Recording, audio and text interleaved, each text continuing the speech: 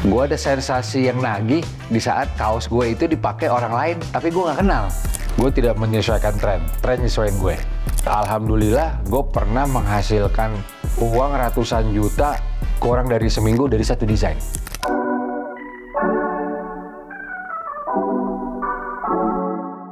Thank you for watching guys. Peace out. Yo, what's up? Gue Rico Lubis. Ada beberapa bilang gue entrepreneur sih. Ya mungkin bisa jadi. Karena memang ada beberapa bisnis yang gue jalankan bersama teman-teman. Dan kegiatan gue masih banyak nih guys. Lo mau ikutin gue? Yuk, ikut gue hari ini.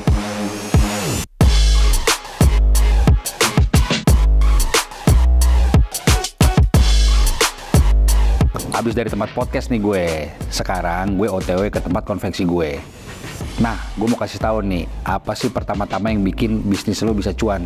Lo harus sering-sering ngecek detailnya, mastiin bahannya juga lain-lainnya, yang dikenal dengan QC atau Quality Control. Karena kalau nggak dicek, semua bahannya bisa panas dan lain-lain, nanti rugi deh tuh, ngejualnya juga makin susah. Guys, kalau lo masih mau dengar cerita gue tentang perjalanan gue di dunia clothing, gue akan ceritain di mobil. Yuk guys. Sebagai pebisnis, on time adalah kunci utama. Apalagi aktivitas lo segudang. Itu menggambarkan profesionalisme lo. Dan biar satset, gue pakai 149 PS. Tunggu apa lagi cuy?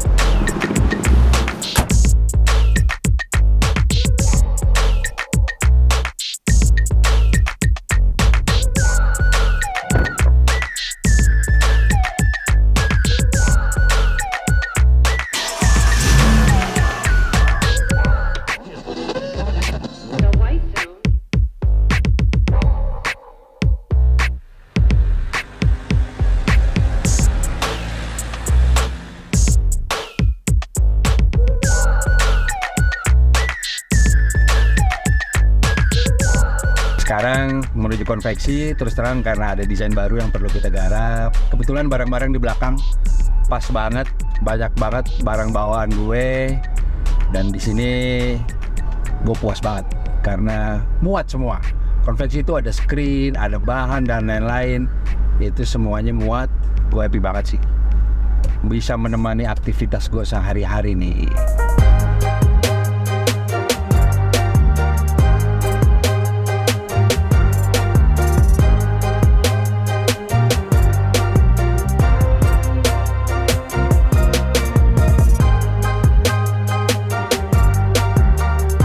Reto ini kan adalah transisi brand kedua gue setelah gue tinggalkan brand yang lama.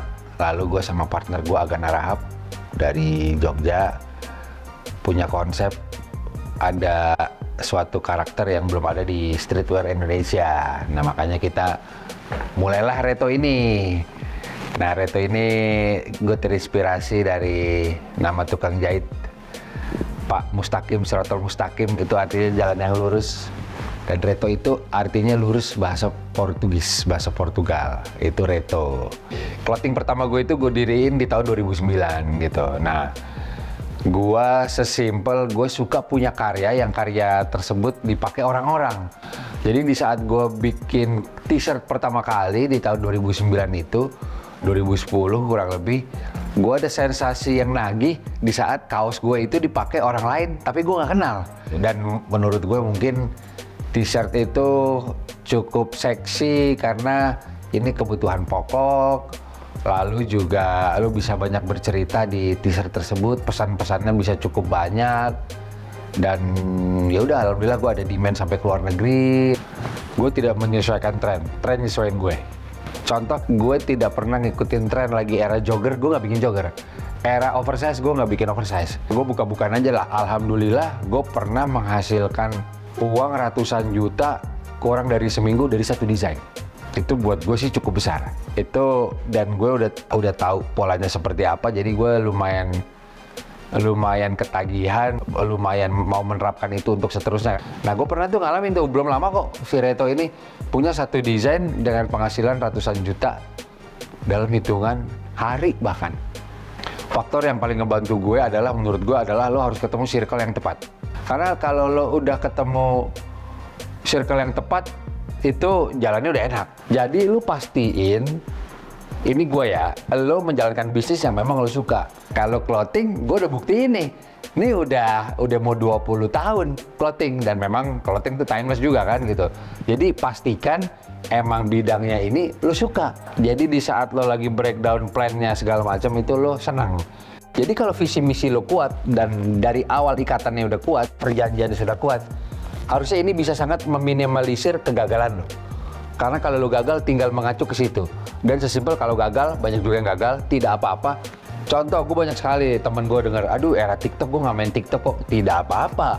Lo hire tim lo yang ngerti TikTok. Jadi libatkan generasi sekarang, karena point of view ataupun taste-nya berbeda. Jadi menurut gue, lo juga jangan gengsi, karena kita pun harus beradaptasi. Gue sesimpel, lo libatkan generasi sekarang sih.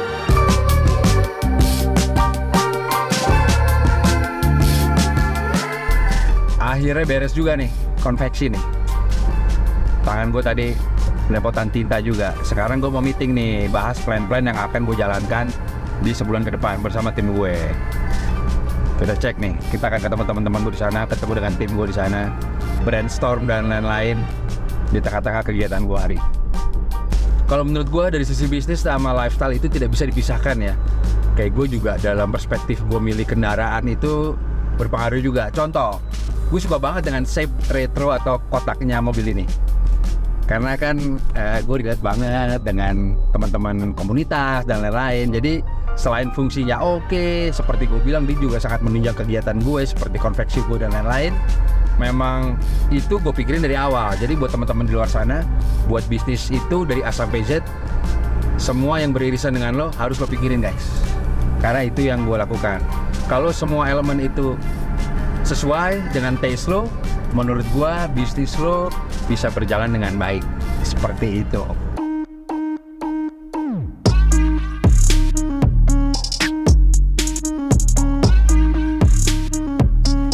Halo guys, kita ada beberapa planning yang harus dibahas.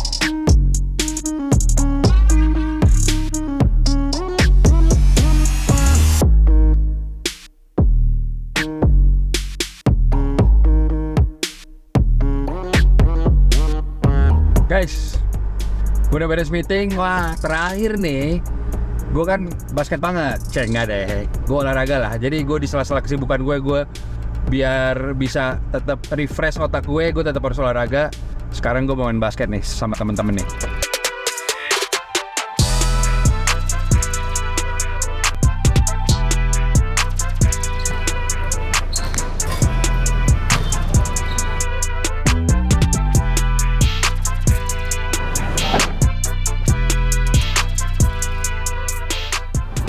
Sampai juga nih di lapangan basket, gue ketemu teman-teman gue. Nah, gue mau cerita nih, dari berbagai macam bisnis yang gue lakuin, salah satunya juga ada irisan sama basket. Yaitu gue menjadi Creative Director Kanki Basketball. Itu sebuah pekerjaan yang gue sangat excited, karena buat anak basket, lo punya signature shoes sendiri, itu merupakan kebanggaan tersendiri.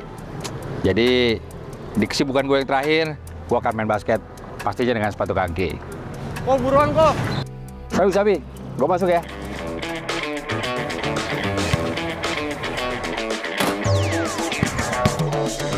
God bless, we're breaking these runs. Life too short to play it on speed run. Only get one, no option to rerun. Where Babylon goes, too high to reach some. Down to earth, stay grinding when storms come.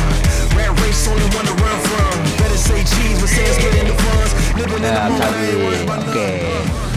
Guys, berikut adalah rutinitas gue tadi selama keseharian. Thank you udah temenin gue.